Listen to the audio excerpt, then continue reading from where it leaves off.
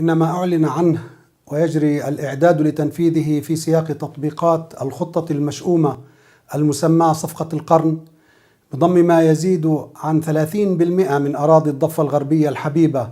إلى الكيان الصهيوني الغاصب له خطر كبير يهدد مشروعنا الوطني للتحرير والعودة، ويستهدف الضفة الغربية التي تمثل المجال الحيوي الاستراتيجي الذي سوف تحتدم عليه معارك التحرير المظفر التي يقترب أوانها كل يوم بإذن الله.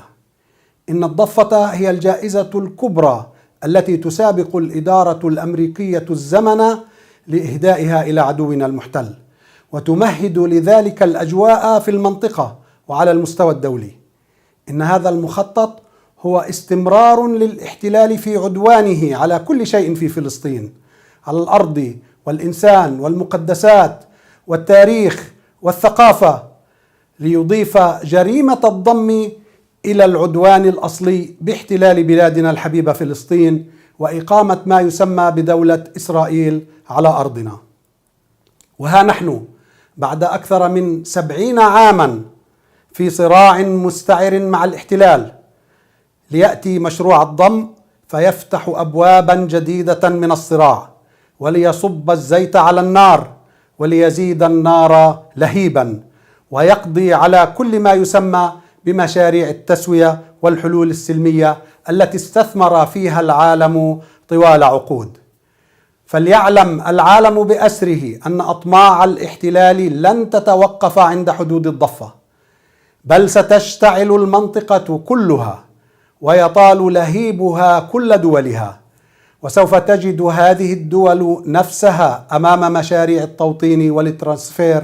والترانسفير وغير ذلك. نحن الفلسطينيين خارج فلسطين وفي داخل فلسطين لن نسمح لهذا الاحتلال أن يحول أرضنا إلى أشلاء متناثرة، فالضفة ضفتنا ونحن أهلها وحماتها، والقدس قدسنا وستبقى عاصمتنا الأبدية، والأقصى أقصانا سوف نحميه بدمائنا ومهجنا وبكل ما نملك، وسوف نصلي فيه صلاة الأحرار. قوتنا كفلسطينيين هي في وحدة موقفنا ضد هذه المخططات، ولنأخذ العبرة من كل الحلول السلمية وهذا المسار الخاطئ الذي أدى بنا إلى هذه الكوارث التي نعيشها اليوم. فاتفاق أوسلو مات وقبر، بل وتحللت جثته وتتفتت عظامه. آن لنا أن ننطلق في برنامج وطني للمقاومة الشاملة يشارك فيها الجميع،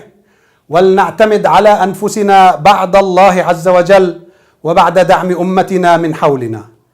وإنني أدعو أشقاءنا العرب عموما، وأخص منهم إخواننا الأردنيين جيراننا وأهلنا وعزوتنا وأمتنا جمعاء، أن يكون لها موقف بالقول والفعل لمواجهة هذا المخطط الخبيث،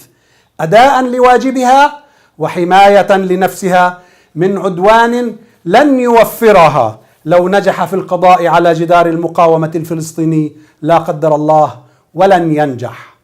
أخيرا أقول: نحن نثق بقدرة الله عز وجل، ثم نثق بالمقاومة وفصائلها المقاتلة على أرض فلسطين الحبيبة، ثم نثق بشعبنا الفلسطيني البطل في الداخل والخارج الذي قدم ولا يزال يقدم أغلى التضحيات، ثم نثق بأمتنا من حولنا، كانت ولا زالت وسوف تبقى معنا نصيرا ومعينا، ولا تشغلنا أصوات المنهزمين المطبعين هنا وهناك.